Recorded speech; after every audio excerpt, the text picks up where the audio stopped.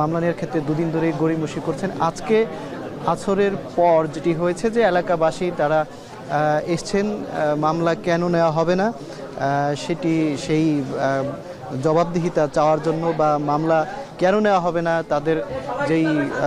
এলাকাবাসী খালিদ তার মৃত্যুতে কেন হত্যা মামলা রুজু করা হবে না এই প্রশ্ন জানবার জন্য তারা যখন এসেছেন, সন্ধ্যার পর কিন্তু এখানকার যে ওসি সে বেশ গড়িমসি করে বিভিন্ন কথাবার্তা বলে নেওয়া হবে বলে পরে কিন্তু তারা সন্ধ্যার পর সেই ওসি তার রুম তালা দিয়ে বের হয়ে গেছে এবং এখনও পর্যন্ত কিন্তু ফিরে আসেনি।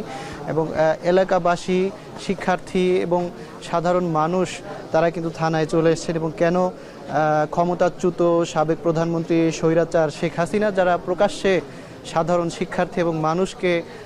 হত্যা করতে পেরেছে, তাদের ব্যাপারে সেই ক্ষমতাচ্যুত হওয়ার পরেও কেন মামলা নেওয়া হবে না সেই প্রশ্নই কিন্তু এলাকাবাসী